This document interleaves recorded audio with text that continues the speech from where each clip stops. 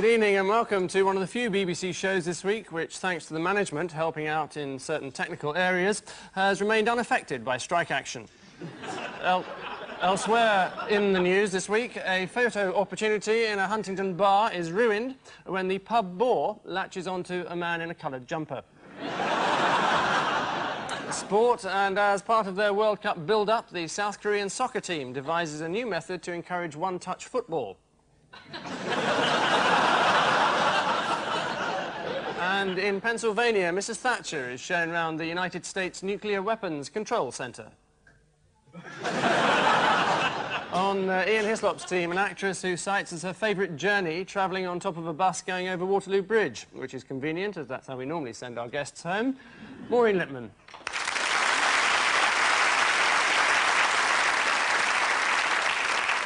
And on Paul Merton's team, a politician and former headmaster who is a bit of a rarity among Conservative MPs, as his enthusiasm for caning has nothing to do with his private life, Sir Rhodes Boyson.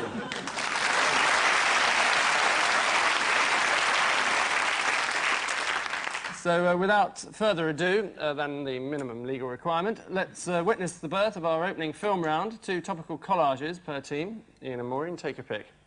Oh, isn't that nice? He's auditioning for the BT commercials. That's the other one. Oh, and that's the other one.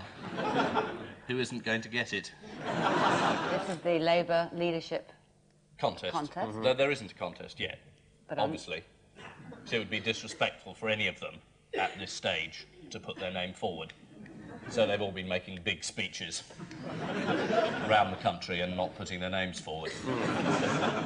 There's a lot of choice, and the Labour Party want to have a leader. I mean, some of the other parties don't bother with that. Yes, it is the now official, apparently, Labour leadership contest. Tony Blair and Gordon Brown have already been dubbed within the Labour Party the beautiful people, and then given their main rivals are Margaret Beckett and Robin Cook, it's not that surprising. They're not auditioning for Baywatch, Angus. It's the job to lead the Labour Party. Well, they're the ones who are dubbed the beautiful people. I'm sorry, I can't do anything about it. No, you carry on with your lookist rubbish. Go on, say Robin Cook looks like a garden gnome. I bet that's coming up. Robin Cook, of course, looks like a garden gnome. Only one thing's for sure, whoever wins the Labour leadership will be slated by the press and denounced as inexperienced and unelectable, until they die, of course. Paul and Rhodes, a tale of intrigue and love for you. BBC, this place, makes television programmes. This is something which has happened this week. Apparently there's been a kind of homosexual marriage there, and they're sending them, giving them £1 million each and 2 things on the national lottery. Around the world, I think, is what it is. That's is right. that right? Yeah, word for word, I reckon. Yeah. Who caught the bouquet? John Burt. Yes, this is the outrage at the BBC's policy, suspended since Tuesday, of giving £75 vouchers to newlywed heterosexual and homosexual employees. Tory MPs attacked the notion of gay honeymoons. Yes, far more discreet to share a bed with another man in a French guest house with the excuse of saving 10 quid. Ian and Maureen, in for a penny. Michael Howard. Yeah. Going to be sick. No, he's not. This is a queue of immigrants who've just seen Michael Howard and are asking to leave. And this is Michael Howard going home. This is, I think, reference to the story that the immigration is going to be changed so that people who can actually give £1 million to Britain will be allowed in. Yes. And they have to invest this £1 million, I believe, in British industry. Where are they going to find this British industry? I mean, it's a lovely idea. It's nice, isn't it? Are you in favour of this, Rhodes? In the £1 million? Yeah, I think we could share it out. Get them more of them in and there's more money from there. But I mean, it's this question of industry, that's a real question. Because I thought this £1 million had to go straight into Conservative central office funds. Oh, no. But that's wrong, is it? Oh, no, that's wrong. No, it sits on a shelf for a week, then it goes. Immigration concessions for the wealthy already operate in many other countries. In Canada, the sum required is $1 million. In the United States, it's $2.5 million. And in Italy, it's $25 million, although in lira, that's roughly 75p. In English money, that's 75p. It's not 75p in lira.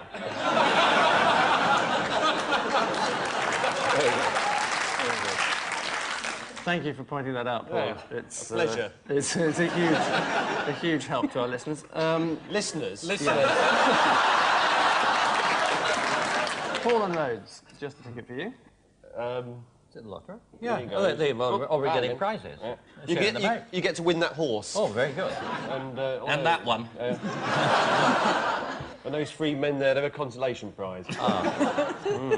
Well, it's a some national points, lottery that Richard Branson wanted to run it, and he was going to give all the profits to charity, and he didn't win it, and a combination of Cadbury Schweppes have won it, and they're going to make a lot of money from it. And the name of the winner? They haven't had the lottery yet.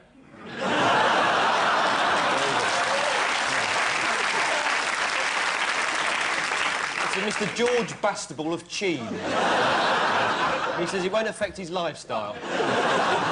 He's going to give more money to charity. He works for Cadbury Schweppes. They are the winners, of course, aren't they? The grey men. They're going to make more money than anybody. Camelot's their name, just in case any points are going. Yes, that was the name I was looking for, and you can probably have 1 for that. Just because Paul's... It's pathetic, isn't it, that sort of desperation? Amongst those hoping to benefit from the lottery are the Tate Gallery, who have asked for £80 million for a museum, the Royal Opera House, who want £45 million for backstage improvements, and Hartlepool United, who want to provide new seating for all their supporters, which, by the size of their crowds, would mean a £39 bench from home base. Which highly profitable exercise brings us screaming to the conclusion of this first round, and a glance at the BBC-funded scoreboard reveals that, well, Paul and Rhodes have a staggeringly small 4, and Ian and Maureen have a gargantuan 5.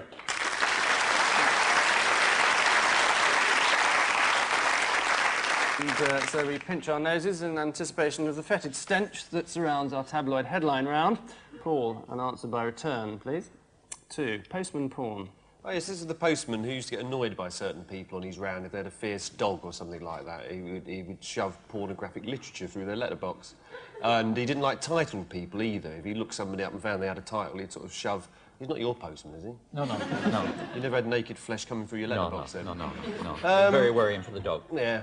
Give him something to play with, though, wouldn't it? Oh, yeah, well, yeah. Postman Alan Fenny was his name, who's been found guilty of pushing pornography through people's letterboxes. His trial will be followed by that of thousands of paper boys who deliver the Sunday Sport. One of his victims was Major General John Irvine, whose wife Mary found him opening a plain brown envelope stuffed with porn. He explained that it must have been sent to him by a postman with a grudge against the honours system. Sounds about as plausible as I only shared a bed with him to save £10.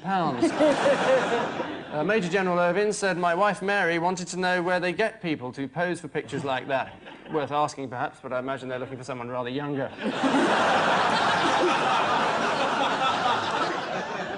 Ageist and lookist now. Rhodes, an international incident for you. Oxford plans to keep overseas students in line. Is this something to do with... There's been complaints about these people from abroad, I mean, Europe and all kinds of other places they come from and get to Oxford. And then they actually don't give them a course in queuing. And they actually go in front of everybody, and there's been people in Oxford waiting for a bus for over a week because they can trying to get to the front, and they're actually going to do a first-class honours degree in it. It sounds bizarre, doesn't it? But it's the best colleges right. are going to do the best courses. Well, so the Germans and the French have to learn to queue? And it's a 3-year course. It's a 3-year course. And that will get you a headship of a primary school. Immediately you come down, and you also have a photograph of this programme. And, now, remind me, you were an education minister, weren't you? Many years ago. This is the plan, to teach foreign students at Oxford all about the English art of queuing. Students will also be taught that when someone pushes in, the correct procedure is to tut quietly and whisper honestly. For the sake of balance, we would like to make it clear that there are a large number of foreign students who don't push in front of people at the checkout. They're too busy shoplifting. Maureen, what saga is this? The Road to Stardom. I think this is probably the director Ken Russell's attempt to woo Fergie into a chariot and play Boudica, or Boadicea, whatever you like to call it. And I think Fergie poo-pooed the idea, so to speak. And it's alarming to think what Ken Russell would do with a breastplate, really, isn't it? Yes. But was there ever any evidence she was going to do this? And there's this big story She was saying... taking chariot lessons from Prince Philip, apparently. That's quite good evidence. Fergie was concerned at the idea of having to watch armies of unclothed women marching into battle and being whipped naked. What Major Ron would give. After Charles used his trip to Russia to hit the headlines, Princess Di topped it by rescuing a drowning man, and now Fergie seems to have stolen both their thunder. So by the end of next week, expect the Queen and Prince Philip to have formed a stunt skydiving team. Stunt skydiving, every newscaster's nightmare.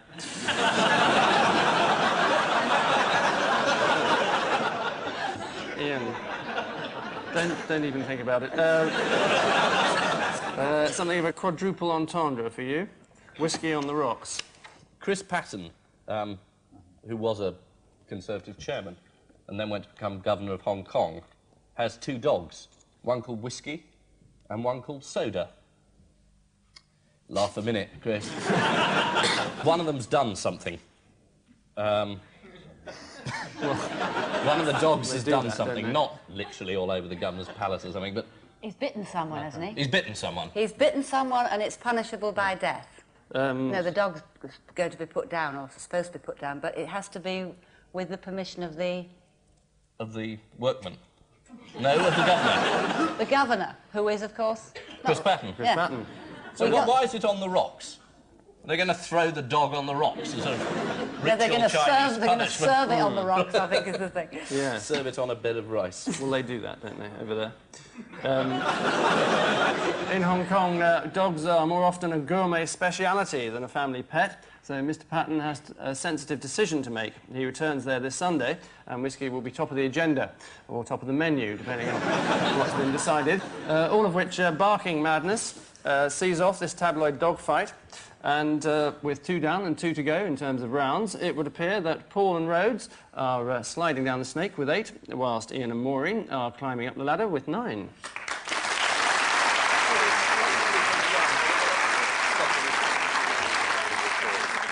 And now for a game of breathtaking excitement, danger, thrill, spills, elation, and more to the point, gross exaggeration as we plod quietly into our odd one out round. 4 winning smiles, which one's Robin Cook's? Paul, a few familiar faces for you. Mm-hmm. John Major. Yeah, heard of him. Good. Margaret Thatcher. Heard of her. Mr. Geoffrey Crust of Lincolnshire. Never heard of him. And Mr. Patrick James of Bishop Stortford. This is the guy who sort of worked out that Margaret Thatcher and John Major are related, aren't they? They're sort of distant cousins or whatever, and he found out they're actually related to him, Geoffrey Crust of whatever. And the guy down at the bottom is not related to any of them, but he does get work as a John Major lookalike. Geoffrey Crust has tried to work as a Thatcher lookalike, but it hasn't worked. Although, funnily enough, she's got quite a few gigs being a Geoffrey Crust lookalike. Yes, it is that they are all related, except for Mr. James. The other 3 are related to the Crust family of Boston, Lincolnshire, which can be traced back to 1695, when Charles Crust, a labourer, married one Elizabeth Taylor. So that's put paid to her claim to be 59. Geoffrey Crust is related to both Thatcher and Major. He's a merchant seaman and apparently has a serpent tattooed on one arm and a large empty skull on the other, presumably in tribute to his 2 famous relatives. Rhodes, 4 photogenic beauties for you. Peter Sissons, Jonathan Dimbleby, Michael Eavis, and the village of Dorney in Buckinghamshire. It's something about planning. Jonathan Dimbleby's wife, Belle Mooney, is the first person who ever wrote an article in the national press about me. It made her very famous, actually, there. That she's demonstrating there. What did she write about you? Well, me. What did she say? With the photograph, you see, so they knew it was me. That was much easier. And in the newsagent, they bent it over so they could see it. They bent what over? They bent the paper over. But, I mean, that was different in the school. The others bent over when they misbehaved. And that's why the crime rate in Islington was at that time the lowest in the United Kingdom. And in the discovered space at that time. Amazing. Absolutely amazing.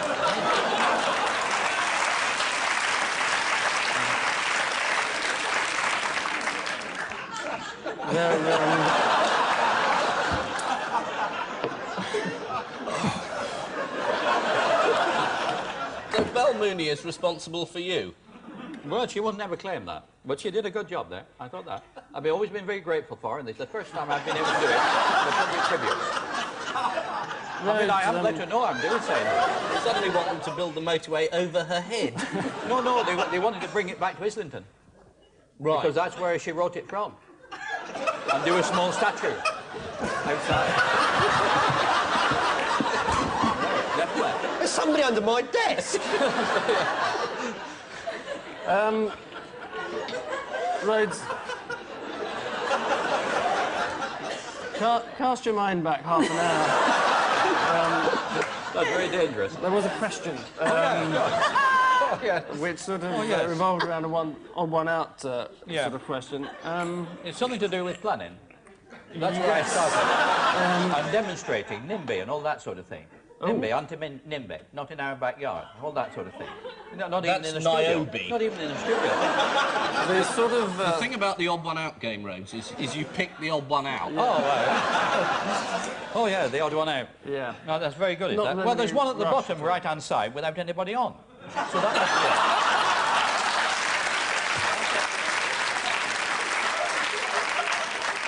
be it. Do I get a prize? Do I get a prize for that? It's an inspired guess. It is about NIMBYs. I'll give you one for that. And what about one for the other man missing? The one missing in the bottom corner. Because, I mean, somebody must be going to have to go after him. Otherwise, they'll have to find who he was. He's probably just missed the bloke by about 10 minutes. That's it. It's very serious. Yes, well, I would ask you to elaborate, but we haven't got time. It's that they're all NIMBYs, as in not in my backyard, objecting to developments near their homes. Apart from Peter Sissons. Is not right, but thank you for interrupting. Right, except pleasure. for farmer Michael Eavis, in fact, who welcomes thousands of people onto his land every year for the Glastonbury Festival. That's why he's famous, or unheard of. The villagers of Dorney are objecting to Eton College's plan to build an Olympic-sized boating lake. Eton say they desperately need a long, thin stretch of water for their pupils to row on, and they can't build it anywhere else in the area, as the River Thames is in the way. Maureen, 5 cultural demigods for you. Paul Gascoigne, the Legless. Cray twins, Winnie the Pooh, and Hartley Booth MP. Gaza has been left by Cheryl, and Hartley, presumably, with his little affair that he did not have with Emily Barr, has also been abandoned. Pooh is Prince Charles's dog who has abandoned Prince Charles, and the odd men out are the 2 sunny-looking chaps up top, the Cray twins. It's brilliantly deduced, but unfortunately completely wrong, yes. But well done. Is it a poetry one, then? Is poetry the linking? It has something to do with it, yeah. Because Hartley Booth wrote poems Yeah. to Emily Barr. He did. Very moving, a lot of them One were of too. the Cray twins is a sensitive poet. Which one? The sensitive one. I nail your head to the table. The blood rushes out. It's great. Have the Cray twins nailed Winnie the Pooh's head to that honey jar?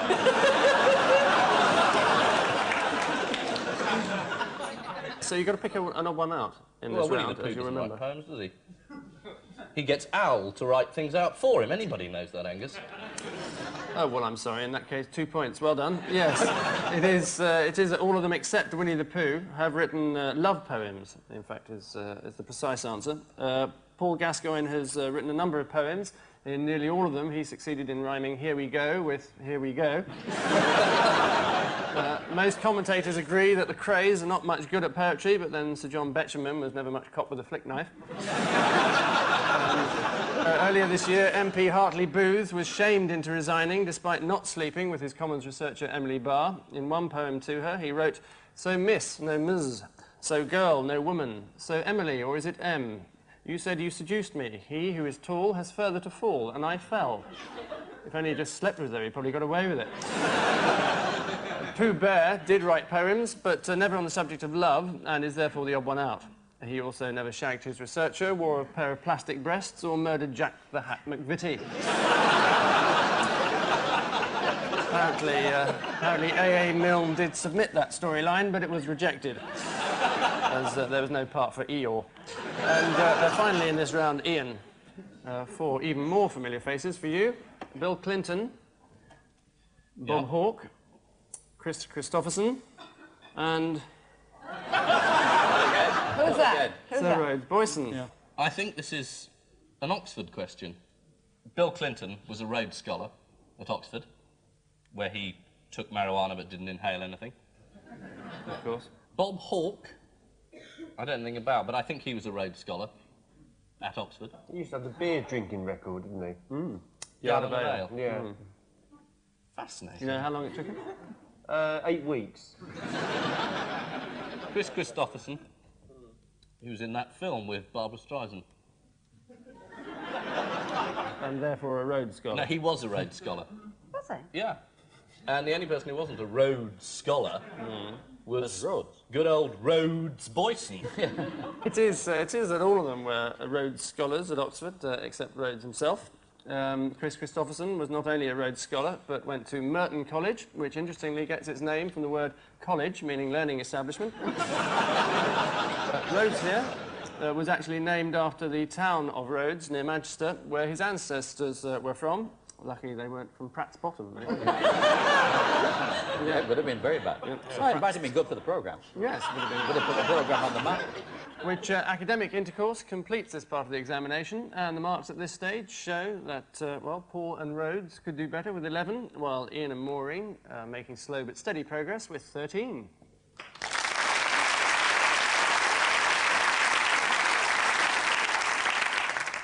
Time then to scramble amid the wreckage of the missing words round as our 2 teams of experts try to unearth the contents of the black box. This week's guest publication, from which an undisclosed number of headlines are untimely ripped, is the compelling periodical Veterinary Practice. Those with less to lose push off, as it were, so Paul and Rhodes, that's you, I'm afraid, with Tories fear voters are what? Not stupid. They're not going to turn out for the European election. I think yes. I think it's something to do with that. We better ask them. Apathetic? Who? The voters. Well, unfortunately, I'm sure you get central office can't on do the all of them. Well, there's can some you? voters. Ask them what you're scared of most. Yeah, Rhodes for PM, I would guess.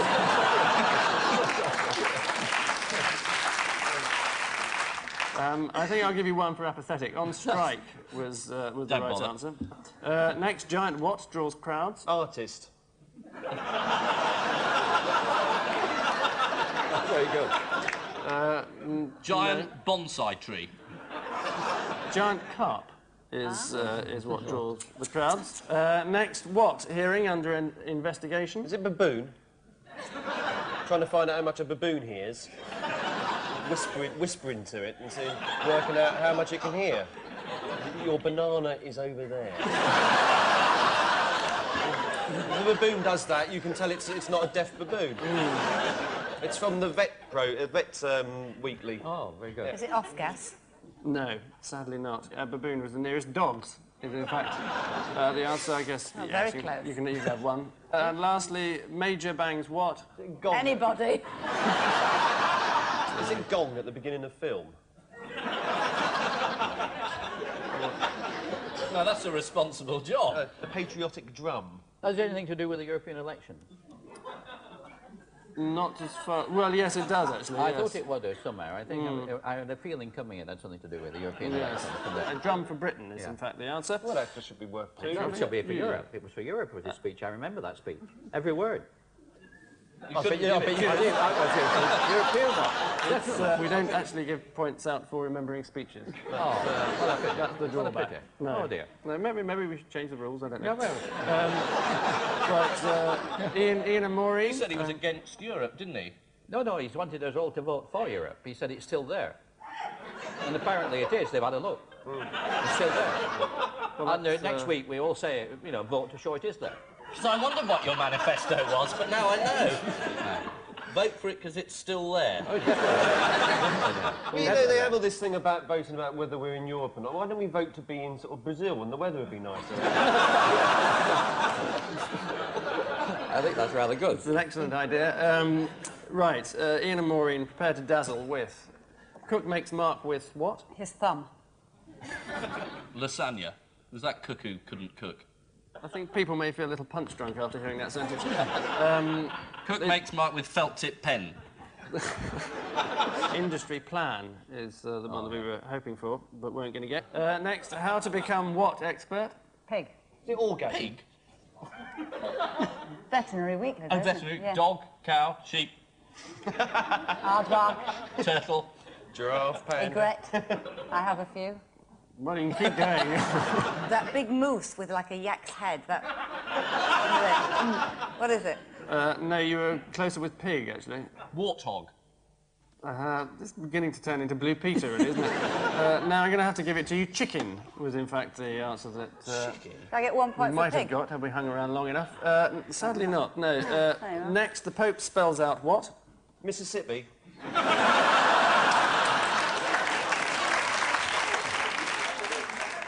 Not as far as we're aware. His new moral argument for the future, It's a new encyclical, isn't it? if you say so. It is. Sins of the 90s. Sins of the 90s. Yes. It's bang on, well done. Which include...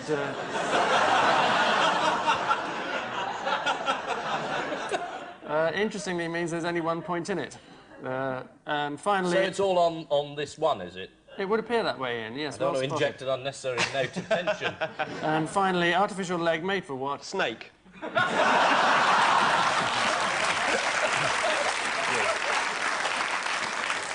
Toad. Sorry? Chicken. Horse. Pig.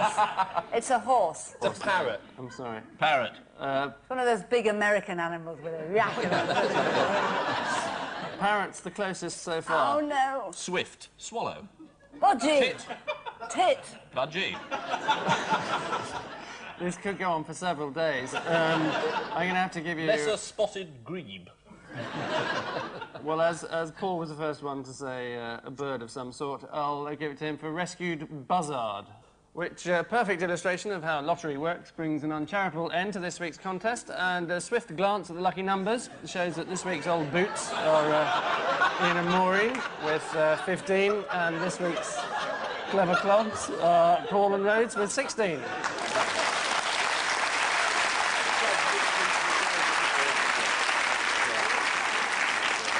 So we say thank you to our panellists, Ian Hislop, Maureen Lipman, Paul